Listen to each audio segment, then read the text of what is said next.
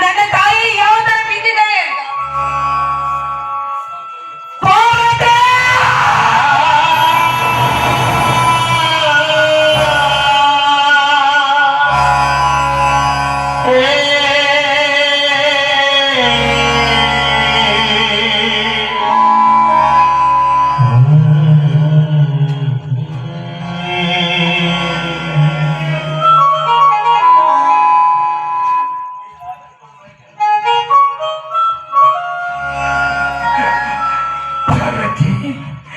ಏನಾಯ್ತು ಹೇಳು ಪಾರ್ವತಿ,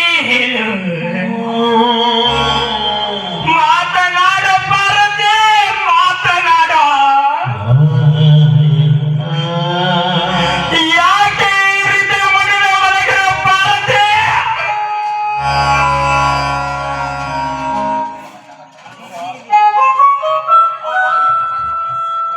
ಅವ್ವ, ಈ ಪ್ರಪಂಚವನ್ನು ನೋಡುವುದಕ್ಕಿಂತ ಮುಂಚೆ ತಂದೆಯನ್ನು ಕಳೆದುಕೊಂಡೆ.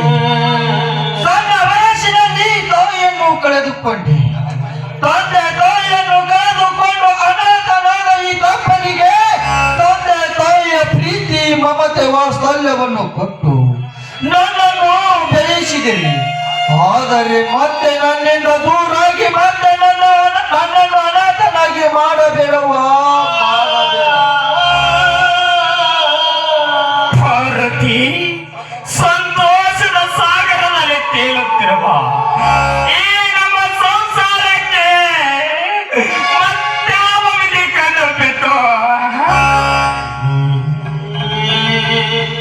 ಒಂದು ಕಡೆ ನೋಡಿದರೆ ನೆರವರಿಗೆ ಸಿಕ್ಕು ನಿನ್ನ ಜೀವನ ಬೇಂದರ ಆಗಿ ಹೋಯಿತು.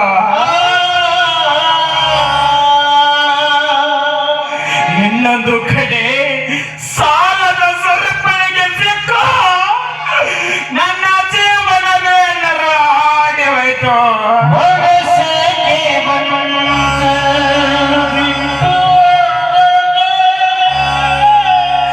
ಈ ಪದವನ ಬಾಳು ಕಣ್ಣೀರಿನ ಕೋಟೆ.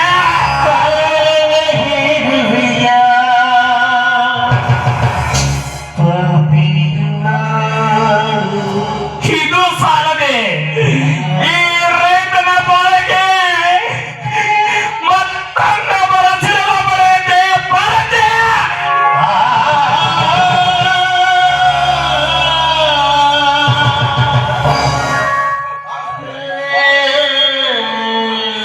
ನನ್ನ ಬಾಳ ಸಂಗಾತಿಯನ್ನು ಕಳೆದುಕೊಂಡು ಎತ್ತ ಸತ್ತಂತಾಯಿತು ನನ್ನ ಜೀವನ. ಭಾರತಿ,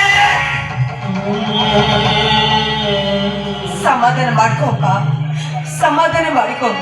ನೀನ್ ಈ ರೀತಿ ಕಣ್ಣೀರಾಕಿ ಮುಂದೆ ಏನಾದ್ರೂ ಆದ್ರೆ ನಮ್ಮ ಗತಿ ಏನಂತ ಸ್ವಲ್ಪ ಆದ್ರೂ ವಿಚಾರ ಮಾಡಿದ್ಯಾ?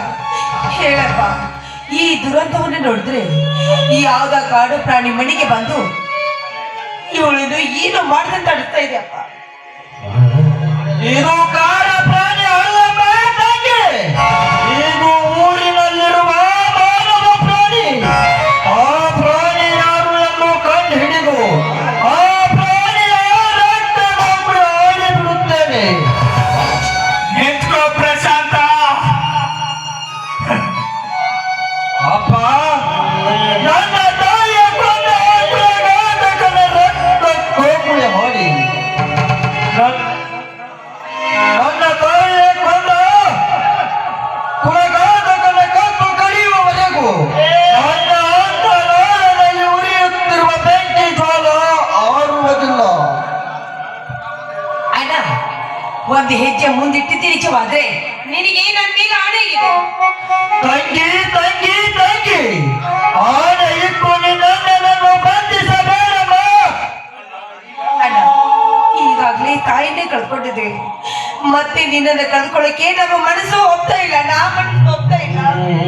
ಹೌದು ಪ್ರಶಾಂತ, ನಿನ್ನ ತಂಗಿ ಹೇಳುವುದರಲ್ಲಿ ನಿಜವಿದೆ. ಈಗ ನಮ್ಮ ವೇಳೆ ಸರಿಯಾಗಿಲ್ಲ. ಈ ಸಮಯದಲ್ಲಿ ಏನು ಮಾಡಿದರೂ ಕೂಡ ಅದು ಒಳ್ಳೆಯದಾಗುವುದಿಲ್ಲ. ಮೊದಲು ನಿನ್ನ ತಾಯಿಯ ಅಂತ್ಯಕ್ರಿಯೆ ಮುಗಿಸೋಣ.